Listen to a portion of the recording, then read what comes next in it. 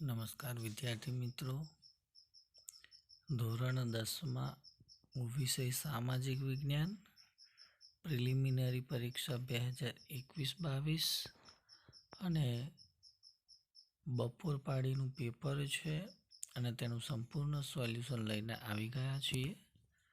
તો જોતા રહેજો આ વિડીયો.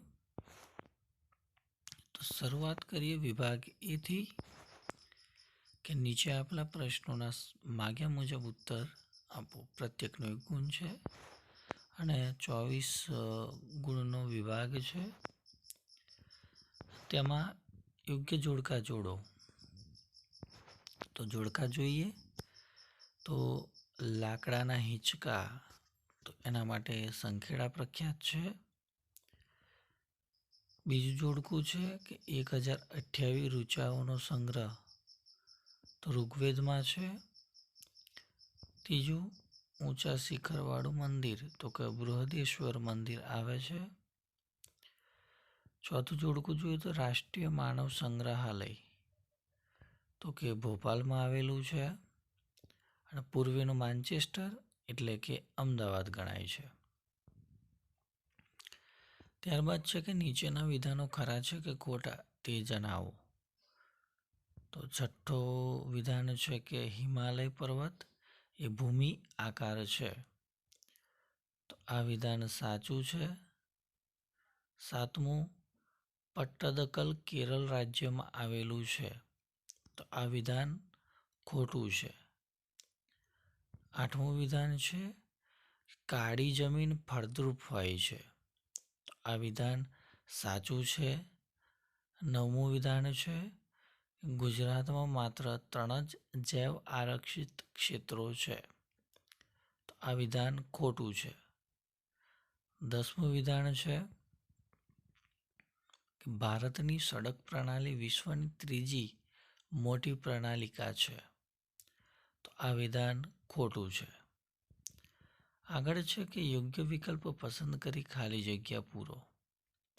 અને 11મી ખાલી જગ્યા છે કે નટરાજની ખાલી જગ્યા તત્કાલીન મૂર્તિકલાનું ઉત્તમ ઉદાહરણ છે, તો આમાંથી સાચો ઉત્તર આવે છે કાંસ્ય પ્રતિમા, એટલે કે નટરાજની કાંસ્ય પ્રતિમા તત્કાલીન મૂર્તિકલાનું ઉત્તમ ઉદાહરણ છે.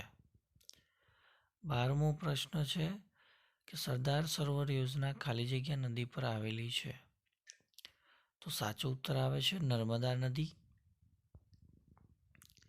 13મો પ્રશ્ન, ભારતને લગભગ ખાલી જગ્યા કિમી લાંબો દરિયા કિનારો મળ્યો છે, તો જવાબ આવે છે 7516 કિમી. 14મો પ્રશ્ન, ખાલી જગ્યામાં સમાજવાદી પદ્ધતિ પ્રવર્તે છે, તો જવાબ આવે છે ચીનમાં. 15મો પ્રશ્ન, પર્યાવરણની સુરક્ષા માટે ઈસવીસન 1972માં સ્વીડનના ખાલી જગ્યા શહેરમાં પૃથ્વી પરિષદ યોજવામાં આવી હતી, તો જવાબ આવે છે સ્ટોકહોમમાં. ત્યારબાદ છે કે નીચેના પ્રશ્ન માટે આપેલા વિકલ્પોમાંથી સાચો વિકલ્પ પસંદ કરી ઉત્તર લખો. અને 16મો વિકલ્પ છે કે ઓડિશાની કઈ નદી મુખ ત્રિકોણાકાર પ્રદેશ ધરાવે છે, તો સાચો જવાબ આવે છે મહી નદી. 17મો પ્રશ્ન, ભવિષ્યમાં ભાવ વધારો થવાનો છે એવી આગાહીથી લોકો શું કરે છે, તો જવાબ છે સંગ્રહખોરી કરે છે. 18મો પ્રશ્ન, ભારતીય મૂળના કયા અર્થશાસ્ત્રીને નોબેલ પારિતોષિક મળેલો છે, તો જવાબ આવે છે અમર્ત્ય સેનને. 19મો પ્રશ્ન, ભારતની સામાજિક સંરચના કઈ બાબત પર આધારિત છે, તો જવાબ છે જ્ઞાતિવાદ. 20મો પ્રશ્ન, દિવ્યાંગ વિદ્યાર્થીની ઉંમર કેટલા વર્ષની થાય ત્યાં સુધી તેને મફત શિક્ષણ આપવામાં આવે છે, તો જવાબ છે 18 વર્ષની. આગળનો પ્રશ્ન છે કે નીચેના પ્રશ્નો 1-2 વાક્યમાં ઉત્તર લખો. અને તેમાં 21મો પ્રશ્ન છે ખનિજ તેલ સાથે શું સંલગ્ન હોય છે, તો જવાબ છે ખનિજ તેલ સાથે કુદરતી વાયુ સંલગ્ન હોય છે.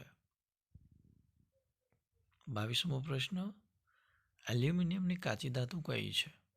તો જવાબ છે એલ્યુમિનિયમની કાચી ધાતુ બોક્સાઇટ છે. 23મો પ્રશ્ન, હિસાબી ચોપડે નહીં નોંધાયેલી બિનહિસાબી આવકને શું કહે છે? તો જવાબ છે કે હિસાબી ચોપડે નહીં નોંધાયેલી બિનહિસાબી આવકને કાળું નાણું તરીકે ઓળખવામાં આવે છે. 24મો પ્રશ્ન છે કે આતંકવાદ કયા પ્રકારની સમસ્યા છે? તો જવાબ છે આતંકવાદ વૈશ્વિક સમસ્યા ગણાય છે. ત્યારબાદ વિભાગ બી છે કે નીચે આપેલા પ્રશ્ન નંબર 25થી 37માંથી કોઈ પણ 9 પ્રશ્નોના આશરે 15થી 35 શબ્દોમાં માગ્યા મુજબ ઉત્તર આપવાના છે. પ્રત્યેકના 2 ગુણ છે, એમ 18 ગુણનો વિભાગ છે. તો પ્રશ્ન અહીંયા તમે જોઈ શકો છો અને તે દરેકે દરેક પ્રશ્નોનું આપણે સોલ્યુશન આગળ જોઈશું. તો તેમાં 25મો પ્રશ્ન છે કે પ્રાકૃતિક અને સાંસ્કૃતિક વારસા વચ્ચેનો તફાવત સ્પષ્ટ કરો. તો દરેકના મુદ્દા અહીંયા આપેલા છે, આપણે જોઈ શકીએ છીએ. એમાં સૌપ્રથમ વાત કરીએ તો ભારતનો પ્રાકૃતિક વારસો. એમાં પહેલો પોઈન્ટ છે કે ભારતના પ્રાકૃતિક વારસામાં પર્વતો, નદીઓ, ઝરણા, નદીઓના ખીણ પ્રદેશો, જંગલો, મેદાનો, રણો, સાગર, દરિયા કિનારા, ઋતુઓ, વૃક્ષો અને વનસ્પતિ, જીવજંતુઓ, પશુ પક્ષીઓ વગેરે બાબતોનો સમાવેશ થાય છે. ત્યારબાદ બીજો પોઈન્ટ છે કે તે પ્રકૃતિ તરફથી મળેલી અમૂલ્ય ભેટ છે. ત્રીજો પોઈન્ટ છે તે પ્રકૃતિએ સર્જેલો હોય છે. ચોથો પોઈન્ટ છે તે સાંસ્કૃતિક વારસાના ઘડતરમાં અમૂલ્ય ફાળો આપ્યો છે.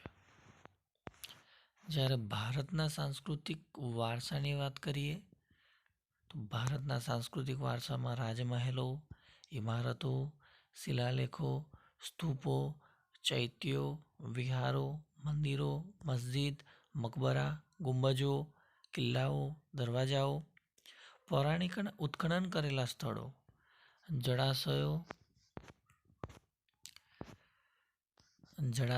છે. ત્યારબાદ આપણા સ્વાતંત્ર્ય સંગ્રામ સહિતના ઐતિહાસિક સ્થળો અને સ્મારકો વગેરેનો સમાવેશ થાય છે. તે પૂર્વજો તરફથી મળેલી અમૂલ્ય ભેટ છે. તે માનવ સર્જિત છે. તેનો વિકાસ ઐતિહાસિક યુગોની સાથે થયેલો છે. ત્યારબાદ 26મો પ્રશ્ન છે કે આર્યો પ્રકૃતિ પ્રેમી હતા એમ સાથી કહી શકાય? તો ઉત્તર છે કે આર્યો પ્રકૃતિ પ્રેમી હતા તો તેઓ વૃક્ષો, નદીઓ, પર્વતો, સૂર્ય, વાયુ, વરસાદ વગેરેની પૂજા આરાધના કરતા હતા. તેમણે પ્રકૃતિના તત્વોની સ્તુતિઓ રચી હતી. સમય જતાં તેમાંથી યજ્ઞ ધાર્મિક ક્રિયાઓ ભારતમાં શરૂ થઈ અને આર્યોએ ભારતને ભવ્ય અને સમૃદ્ધ સાંસ્કૃતિક વારસો આપ્યો છે. ત્યારબાદનો 27મો પ્રશ્ન છે કે ચર્મકામ ભારતની ઘણી જૂની કારીગરી છે. આ વિધાનની સ્પષ્ટતા કરવાની છે. તો ઉત્તર જોઈએ તો પ્રાચીન સમયમાં મૃત્યુ પામેલા પશુઓના ચામડાનો ચર્મ ઉદ્યોગ માટે ઉપયોગ કરવામાં આવતો હતો. ચામડાને જૂની પદ્ધતિઓથી કમાવામાં આવતા. ખેતી માટે કૂવામાંથી પાણી કાઢવા માટેનો કોસ, મશકો, પખાલો, ઢોલ, નગારા, ઢોલક, તબલા જેવા સંગીતના સાધનો, લોહારની ધમણો, પગરખાં, પાલતુ પ્રાણીઓને બાંધવાના સાધનો, યુદ્ધમાં વપરાતી ઢાલ, તલવારનું કવર વગેરે ચામડામાંથી બનાવવામાં આવતા. આજે ભરત ગૂંથણવાળી રાજસ્થાની મોજડીઓ, બૂટ, ચંપલ, ચામડાના પાકીટ, પટ્ટા તેમજ ઊંટ ઘોડાના સાજ, પલાન, લગામ, ચાબુક માટેની દોરી જેવા સાધનો ચર્મ ઉદ્યોગ દ્વારા તૈયાર થાય છે. પ્રાચીન ભારતના લોકો પોતાના રોજિંદા જીવનમાં ચામડામાંથી બનાવેલી અનેક વસ્તુઓ વાપરતા. આમ ચર્મકામ એ ભારતની ઘણી જૂની કારીગરી ગણાય છે. ત્યારબાદ 29મો પ્રશ્ન છે કે ગુજરાતના આદિવાસી નૃત્યો વિશે માહિતી આપો. તો ગુજરાતના આદિવાસીઓ હોળી અને અન્ય તહેવારોમાં લગ્નોમાં દેવી દેવતાઓને રીઝવવા માટે તેમજ મેળાઓમાં પોતાની ઢબના નૃત્યો કરે છે. તેમના મોટાભાગના નૃત્યો વર્તુળાકારે ફરતા ફરતા ઢોલ અને રૂઢિ મુજબના મંજીરા, થાળી, તૂર, પાવરી, તંબુરા વગેરે વાજિંત્ર સાથે થતા હોય છે. તેઓ નૃત્યની સાથે પોતાની સ્થાનિક બોલીના ગાન કરે છે. આવા નૃત્યોમાં ચાડો નૃત્ય જાણીતું છે. તેમાં તેઓ મોર, ખિસકોલી અને ચકલી જેવા પક્ષીઓની નકલ કરે છે. ડાંગના આદિવાસીઓ માળીનો ચાડો તેમજ ઠાકરિયા ચાડો જેવા નૃત્યો કરે છે. ભીલ અને કોળી જાતિના આદિવાસીઓ શ્રમહારી ટિપ્પણી નૃત્ય કરે છે. તેમાં જાડી લાકડી નીચે લાકડાના ટુકડા જડીને તેને જમીન પર અથડાવી તાલ સાથે સમૂહ નૃત્ય કરવામાં આવે છે. ત્યારબાદ 30મો પ્રશ્ન છે કે આપણા વારસાને લોકો કઈ રીતે નુકસાન પહોંચાડે છે? તો જવાબ જોઈએ તો નદીઓ, ઝરણા, સરોવર વગેરેને પ્રદૂષિત કરીને, જંગલો, વૃક્ષો વગેરેને આડેધડ કાપીને, જીવજંતુઓ અને અન્ય જીવોને મારી નાખીને, શિલ્પો, સ્થાપત્યો, ઐતિહાસિક ઇમારતોને ખંડિત કે વિકૃત કરીને, તેમની આજુબાજુ ગંદકી કરીને, શિલાલેખોના લખાણને ભૂંસી નાખીને. ત્યારબાદ 31મો પ્રશ્ન છે કે હાથી પરિયોજનાની સમજૂતી આપો.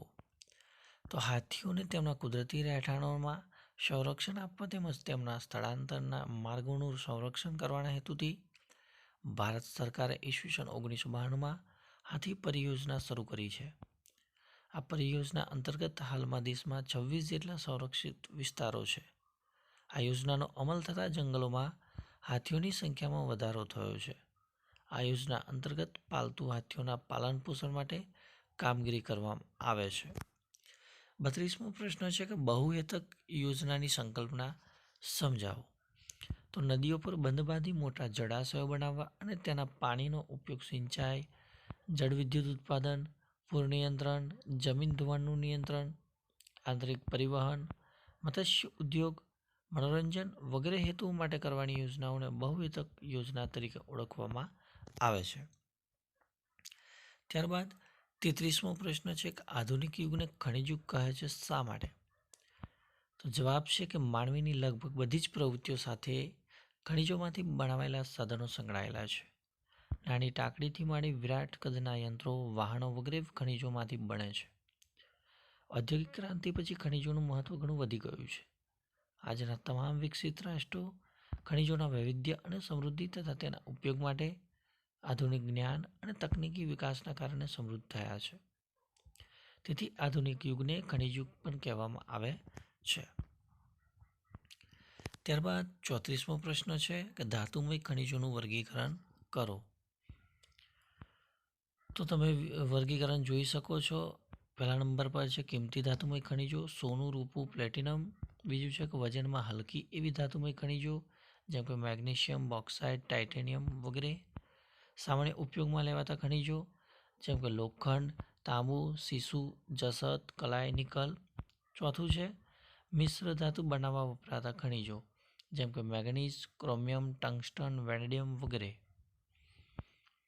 35મો પ્રશ્ન છે કે ભારતના સુતરાઉ કાપડ ઉદ્યોગની સામે કઈ સમસ્યાઓ છે? તો સમસ્યાની વાત કરીએ તો ઊંચી જાતના ઋણની અછત છે, જર્જરિત થઈ ગયેલી જૂની યંત્ર સામગ્રીનો ઉપયોગ છે, અનિયમિત વીજ પુરવઠો છે, શ્રમિકોની ઓછી ઉત્પાદકતા છે, કૃત્રિમ રેસાના કાપડની સ્પર્ધા છે, વૈશ્વિક બજારમાં તીવ્ર સ્પર્ધા વગેરે જેવા પડકારો અથવા તો સમસ્યાઓ છે. ત્યારબાદ 36મો પ્રશ્ન છે કે ઉદ્યોગોનું મહત્વ શું છે, સમજાવો. તો દરેક રાષ્ટ્રની પ્રગતિ ઉદ્યોગોના વિકાસ પર આધારિત છે. ઔદ્યોગિક વિકાસ વિના આર્થિક વિકાસ સાધી શકાતો નથી. ઔદ્યોગિક વિકાસની દેશની અર્થવ્યવસ્થા ઘણી મજબૂત બને છે. જે દેશોમાં ઉદ્યોગોનો વિકાસ થયો નથી અથવા ઓછો થયો છે તે દેશો કુદરતી સંસાધનનો ઉપયોગ ઉદ્યોગોના કાચા માલ તરીકે કરી શકતા નથી. એ દેશોએ પોતાના કુદરતી સંસાધનોને ઓછા મૂલ્યે વેચીને તે જ કાચા માલમાંથી બનેલી વસ્તુઓ મોંઘા ભાવે વિદેશો પાસેથી ખરીદવી પડે છે. પરિણામે તેઓ ઔદ્યોગિક વિકાસ સાધી શકતા નથી, તેમનો આર્થિક વિકાસ રૂંધાઈ જાય છે. દેશમાં ઉદ્યોગો સ્થાપવાથી ઉત્પાદનમાં વધારો થાય છે અને લોકોનું જીવન ધોરણ ઊંચું આવે છે. ઉદ્યોગોમાં રોજગારી મળવાથી લોકોનું જીવન ધોરણ સુધરે છે.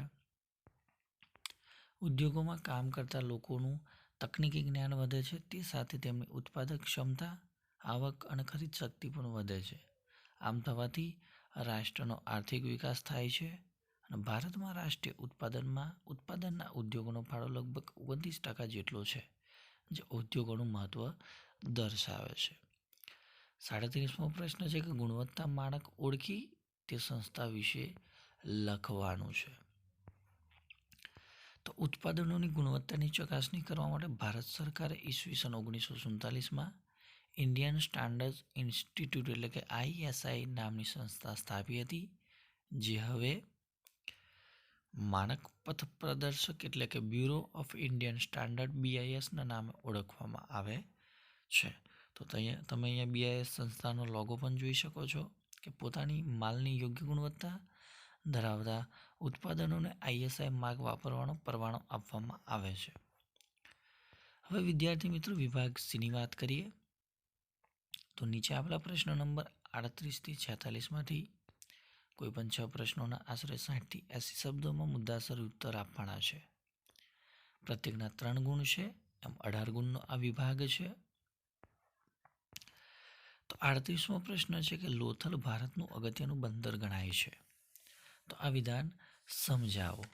તો વિદ્યાર્થી મિત્રો તેનો સાચો ઉત્તર તમે સ્ક્રીન ઉપર જોઈ શકો છો કે લોથલ ભારતનું અગત્યનું બંદર ગણાય છે. કઈ રીતે ગણાય છે તેનો ઉત્તર આપણને આપેલો છે. ત્યારબાદ 39મો પ્રશ્ન છે કે ગુપ્ત યુગ ભારતીય કલાનો સુવર્ણકાળ અથવા તો સુવર્ણયુગ સાથી કહેવાય છે. તો તેનો જવાબ પણ તમે અહીંયા સ્ક્રીન ઉપર જોઈ શકો છો. ત્યારબાદ 40મો પ્રશ્ન છે કે સમાજવાદી પદ્ધતિના લક્ષણો જણાવો. તો તેનો જવાબ પણ તમે અહીંયા સ્ક્રીન ઉપર જોઈ શકો છો કે એનો કેવો જવાબ આવશે એ પણ તમે અહીંયા સરળતાથી જોઈ શકો છો. ત્યારબાદ 41મો પ્રશ્ન છે કે પારિભાષિક શબ્દોના અર્થ આપો અને એમાં પહેલું છે કે એકલ સંસાધન. તો વિશ્વમાં ભાગ્યે જ 1 કે 2 સ્થળે જ મળી આવતા ખનિજોને એકલ સંસાધન કહેવાય છે. દાખલા તરીકે કાયોલાઇટ ખનિજ, જે માત્ર ગ્રીનલેન્ડમાંથી જ મળી આવે છે. ત્યારબાદ છે કે જમીન ધોવાણ. તો જમીન ધોવાણ એટલે ગતિશીલ હવા અને પાણી દ્વારા જમીનની માટીના કણોનું ઝડપથી એક સ્થળેથી બીજા સ્થળે દૂર ઘસડાઈ જવું, તેને જમીન ધોવાણ કહેવામાં આવે છે. ત્યારબાદ છે કપાસની જમીન. તો કે કાળી જમીનમાં લોહ, ચૂનો, કેલ્શિયમ, પોટાશ, એલ્યુમિનિયમ અને મેગ્નેશિયમ કાર્બોનેટનું પ્રમાણ વધારે હોય છે. તે ફળદ્રુપ અને ચીકણી હોય છે. તે ભેજને ગ્રહણ કરીને લાંબા સમય સુધી જાળવી રાખવાની ક્ષમતા ધરાવે છે. તેના આ ગુણો કપાસના પાકને ખૂબ જ અનુકૂળ હોવાથી તેમાં કપાસનો પાક ખૂબ જ સારો થાય છે. આથી કાળી જમીનને કપાસની જમીન પણ કહેવામાં આવે છે. ત્યારબાદ 42મો પ્રશ્ન છે કે વેદો કેટલા છે, કયા કયા છે, દરેકની ટૂંકમાં માહિતી આપવાની છે. તો વિદ્યાર્થી મિત્રો તમે અહીંયા જોઈ શકો છો કે વેદો 4 છે: ઋગ્વેદ, યજુર્વેદ, સામવેદ અને અથર્વવેદ. તો આ દરેકની ટૂંકમાં માહિતી આપેલી છે, એ પણ તમે સ્ક્રીન ઉપર જોઈ શકો છો. ત્યારબાદ 43મો પ્રશ્ન છે કે આપના વારસાના જતન અને સંરક્ષણની આવશ્યકતા જણાવો. તો તેનો ઉત્તર પણ તમે સ્ક્રીન ઉપર જોઈ શકો છો. ત્યારબાદ આગળના પ્રશ્નની ચર્ચા કરીએ તો પ્રશ્ન નંબર 44 છે કે ભાવ નિયંત્રણમાં જાહેર વિતરણ પ્રણાલીની ભૂમિકા સ્પષ્ટ કરો. તો તેનો ઉત્તર પણ તમે અહીંયા સરળતાથી જોઈ શકો છો. ત્યારબાદ 45મો પ્રશ્ન છે કે વિશ્વ વ્યાપાર સંગઠનના ધ્યેયો. તો જે વિશ્વ વ્યાપાર સંગઠન છે એના ધ્યેયો કયા છે, એ દરેકે દરેક ધ્યેય તમે અહીંયા સ્ક્રીન ઉપર જોઈ શકો છો. 46મો પ્રશ્ન છે કે ભારતમાં સ્વાસ્થ્ય સુધારણા માટેના પ્રયાસો વર્ણવો. તો ભારતમાં સ્વાસ્થ્ય સુધારણા માટેના જે પ્રયાસો થયા છે એ તમે અહીંયા જોઈ શકો છો. ત્યારબાદ વિભાગ ડી છે કે નીચે આપેલા પ્રશ્ન નંબર 47 થી 54માંથી કોઈ પણ 4 પ્રશ્નોના આશરે 120થી 150 શબ્દોમાં સવિસ્તર ઉત્તર લખવાના છે અને તેમાં 48મો પ્રશ્ન છે કે પ્રાચીન ભારતે મેળવેલી રસાયણ વિજ્ઞાનની સિદ્ધિઓના ઉદાહરણ આપવાના છે. તો રસાયણ વિદ્યામાં ભારતે જે પ્રગતિ સાધી છે તેનો ઉત્તર તમે અહીંયા સ્ક્રીન ઉપર જોઈ શકો છો. શું જવાબ આવે છે તે. ત્યારબાદ 49મો જે પ્રશ્ન છે કે આપેલા ચિત્ર ભારતના એક મુખ્ય તેલીબિયા પાકનું છે. તે પાક કયો છે? તે પાકની વિસ્તૃત માહિતી આપવાની છે. તો એ ચિત્રમાં જે પાક દેખાય છે એ પાકની વાત કરીએ તો એ મગફળીનો છે અને મગફળી વિશેની સંપૂર્ણ માહિતી તમે અહીંયા જોઈ શકો છો. ત્યારબાદ 50મો પ્રશ્ન છે કે ભારતમાં કૃષિ ક્ષેત્રે આવેલા ટેકનિકલ સુધારા. તો ભારતમાં કૃષિ ક્ષેત્રે થયેલા ટેકનિકલ સુધારા જણાવો અને તેનો જવાબ પણ તમે અહીંયા સ્ક્રીન ઉપર સરળતાથી જોઈ શકો છો કે કઈ રીતે કૃષિના ક્ષેત્રે સુધારા કરવામાં આવેલા છે. ત્યારબાદ 52મો પ્રશ્ન છે કે બેરોજગારીની અસરો આપણે જણાવવાની છે. તો બેરોજગારીની કઈ કઈ અસરો છે એ પણ તમે અહીંયા સ્ક્રીન ઉપર જોઈ શકો છો કે ભાઈ બેરોજગારીના કારણે ગરીબી ઉત્પન્ન થાય છે. ત્યારબાદ 54મો પ્રશ્ન છે કે તમને આપેલા ભારતના રેખાંકિત નકશામાં નીચેની વિગતો યોગ્ય સંજ્ઞાઓ વડે યોગ્ય સ્થાને દર્શાવવાની છે. તો પહેલું એમાં છે વેળાવદર રાષ્ટ્રીય ઉદ્યાન. તો તમે નકશાની અંદર વેળાવદર રાષ્ટ્રીય ઉદ્યાન તમે અહીંયા જોઈ શકો છો. ત્યારબાદ તમાકુ ઉત્પન્ન કરતો એક પ્રદેશ. તો તમે અહીંયા તમાકુ ઉત્પન્ન કરતો એક પ્રદેશ પણ અહીંયા તમે જોઈ શકો છો. ત્યારબાદ સુતરાઉ કાપડનું એક કેન્દ્ર છે. તો આપણે અહીંયા અમદાવાદમાં સુતરાઉ કાપડનું એક કેન્દ્ર આપેલું છે. અને ત્યારબાદ રાષ્ટ્રીય જળમાર્ગ 2 ધુબરીથી સાદિયા. તો તમે અહીંયા આકૃતિમાં નકશાની અંદર ધુબરીથી સાદિયાનો એક રાષ્ટ્રીય જળમાર્ગ તમે જોઈ શકો છો. તો વિદ્યાર્થી મિત્રો, આ હતું ધોરણ 10 સામાજિક વિજ્ઞાન અને બપોર પાળીનું પેપરનું સંપૂર્ણ સોલ્યુશન. આ વિડીયો ગમે હોય તો લાઈક કરજો અને શેર કરવાનું ભૂલતા નહીં. અને હજી સુધી આપણે આ ચેનલ પર જો નવા હો અને ચેનલને સબસ્ક્રાઈબ કરવાનું બાકી હોય તો સબસ્ક્રાઈબ કરી બાજુમાં આપેલ બેલને પ્રેસ કરી દેશો, જેથી આવનાર તમામ નવા વિડીયોની નોટિફિકેશન સૌપ્રથમ તમને મળતી રહે. તો ત્યાં સુધી જય હિન્દ, જય ભારત.